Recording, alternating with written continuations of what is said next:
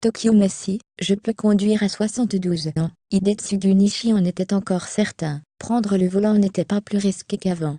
Mais un test de conduite a prouvé à ce grand-père japonais la perte de réflexe. À l'instar de ce retraité de la banlieue de Tokyo, des millions de conducteurs nippons âgés sont invités à se rendre à l'évidence, leurs aptitudes baissent avec l'âge. À quelques encablures de la capitale, un centre d'examen accueille les seniors pour évaluer leur capacité à manœuvrer leur véhicule. Les automobiles de test sont truffés de capteurs qui mesurent précisément les réactions du conducteur.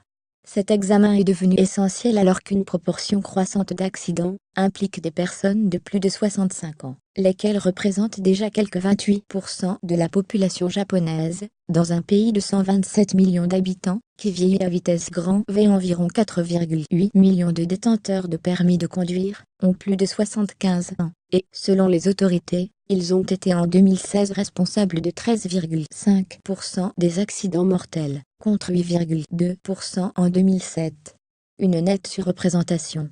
Idem pour le nombre de morts sur les routes, il a chuté d'un tiers en moins d'une décennie, passant de 5,796 en 2007 à 3,904 en 2016, grâce à des voitures plus sûres et une politique de sécurité routière qui porte ses fruits. Mais plus de la moitié des personnes tuées en 2016 avaient plus de 65 ans. 2,138. Le danger que représentent les seniors au volant se lit dans la presse, avec des drames comme celui d'un camion conduit par un chauffeur de 87 ans, qui a percuté des écoliers en faisant un mort l'an passé à Yokohama près de Tokyo. Il n'est pas rare que, dans les véhicules majoritairement à boîte de vitesse automatique, les conducteurs âgés confondent l'accélérateur et le frein, ou foncent dans un obstacle en voulant reculer faute d'avoir enclenché correctement la marche arrière. Beaucoup ont du mal à juger de façon instantanée, quand il faut par exemple freiner d'urgence, et, lorsque la vitesse est élevée, leur champ de vision se réduit, explique Masato Sonyoji, moniteur de la Fédération japonaise de l'automobile JAF. Dénouée contre un permis. Temiko Takahashi, 73 ans, elle, le reconnaît, elle n'a plus confiance dans sa conduite. C'est pourquoi je suis venue dans ce centre d'examen. Pourtant, elle ne peut se passer de sa voiture, car elle doit transporter son mari, de 7 ans son aîné, tous les jours à l'hôpital. Elle dit ne plus être à même de se concentrer de la même façon, et être devenue lente.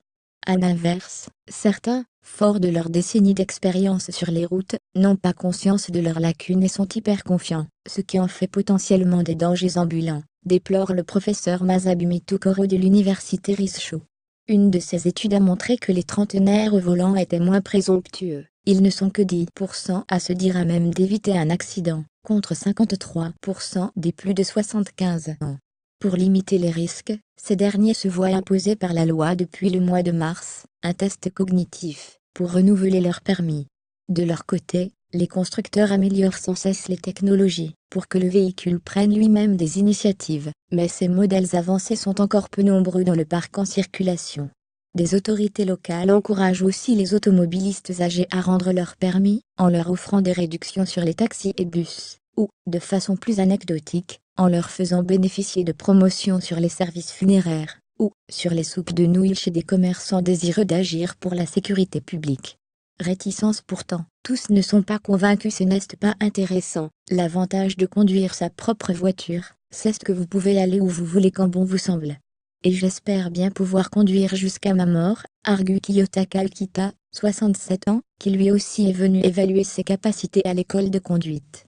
C'est que, pour beaucoup de gens au Japon, la voiture est indispensable, surtout dans les régions rurales, où l'habitat est très dispersé, et où, faute de rentabilité, des transports en commun ont été supprimés. Demander aux habitants âgés de rendre leur permis n'est pas possible, si dans le même temps ne sont pas aménagés des moyens leur permettant de continuer à vivre normalement, insiste le professeur Tokoro. Il appelle à une révision de l'aménagement urbain, avec des services publics plus près des quartiers résidentiels, du covoiturage et d'autres services de substitution. Bref, une politique plus globale, pour répondre à un vieillissement accéléré. Ailleurs, sur le web, contenu proposé par Taboola.